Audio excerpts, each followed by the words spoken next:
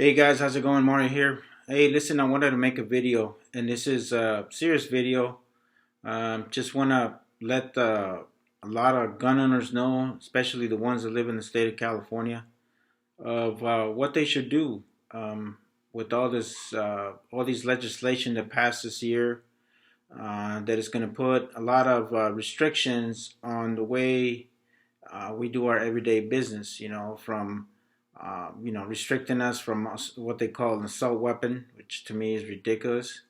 From the ammo sales and the current restriction that they're going to put on, where they're going to want us to do a background check to purchase ammunition, to not letting us lend or borrow a weapon to a friend, or even passing down our weapons to our loved ones, such as my children or grandchildren.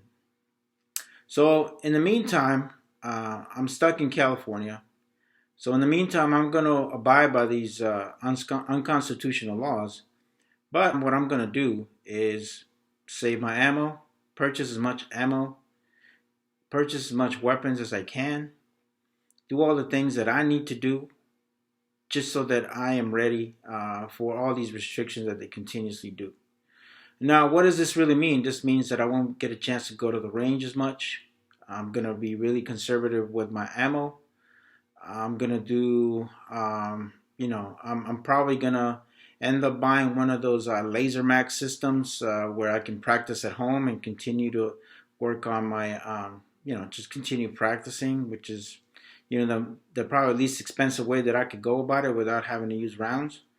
I'm probably going to have to, once these laws take place, I'm not going to do anything that's going to give the state of California or the Department of Justice any kind of reason to look at me or to track me.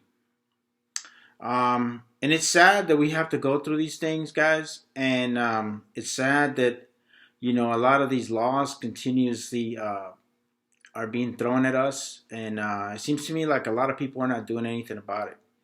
Unfortunately, I think that we are now a minority in the state, and it's all these laws have driven away a lot of people that have guns or who believe in the Second Amendment or avid shooters, or we even have an Olympic shooter. I forget her name. There's a female Olympic shooter who lives in Northern California. And she made a big protest about this during the Olympics because she says, well, look, I go through 300 rounds, every time I go to the range and practice, I have to start getting tracked for every ammo purchase I make and whatever the case may be. And we have quite a few of Olympic shooters that live in the state of California. So what's just going to end up happening? A lot of them are going to move.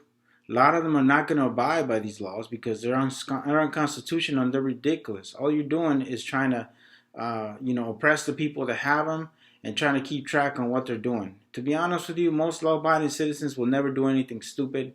Many of us are just gun enthusiasts. We love shooting our guns, and we love the sport. And we also we also feel that the need of protecting yourself, it should be a God-given right. It should not be dictated by legislators.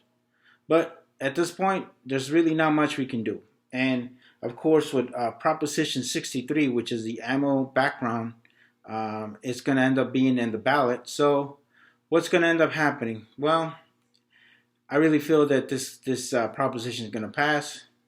And, we're going to continuously be oppressed by these stupid laws, And to be honest with you, a lot of you guys are saying, well, why are you guys such a minority with such a huge state?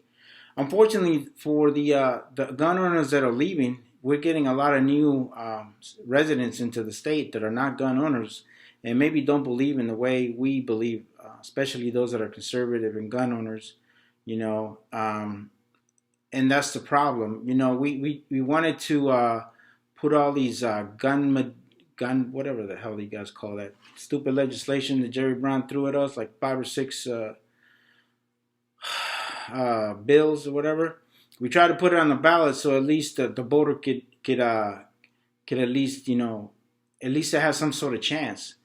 and all they needed was 350,000 votes, I believe, and we weren't even close to that. And it's just it really upset me because I mean, really, all you're asking from the gun owner who's a registered voter is to take your butt to the gun store, which in every gun store in California they had these things and these ballots, and people were able to sign for them free of charge. I don't see why a lot of them didn't take advantage of it.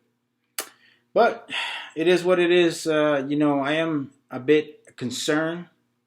I am a bit uh, pissed off. Well, actually, I'm a lot pissed off. But at this point, what could I do?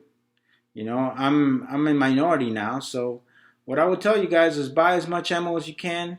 Buy all the weapons that you were thinking of buying prior to January 1st, and conserve it.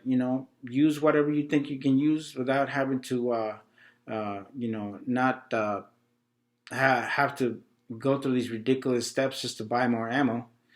And just try to take care of yourselves, guys. And I think the reason why I make such a big deal about this whole ordeal with gun rights in the state of California is that you know I like a lot of you guys watch my channel. You guys know I'm pretty big on history, and if you notice that back in the day in World War II, uh, I believe it was the Japanese uh, thought about invading the United States, and at that time, California didn't have hardly any restrictions on their weapons like they do now, and Japan knew that they would get their ass kicked if they would come into mainland U.S. But now, with so many being driven out of the state because of all these stupid laws, if I'm China, if I'm Russia, I'm attacking California. Why? Because it's easy. There's not that many people that have weapons anymore. And to be honest, you're not really trying to give anybody any ideas here. But I mean, we got to be a realist here, people. People are not thinking about it the same way I'm thinking about it. And everybody thinks that the way I'm thinking is ridiculous. But at the same time, think about it. Nobody ever thought that mainland U.S. would ever get a major terrorist attack, and it happened. So we got to think that way, guys. We got to seriously get our head out of our butts and seriously think about the consequences that we're doing. A lot of people are thinking, well, there's too much gun violence in this world. Well, to be honest with you, the media likes to hype it up for one or two incidents that happen. But in reality, if you stop and think about it, the 300 million weapons that are in the United States, that's a very low fraction. So, all right, guys, that's my take. Like always, God bless you. God bless the United States of America, and I'm out.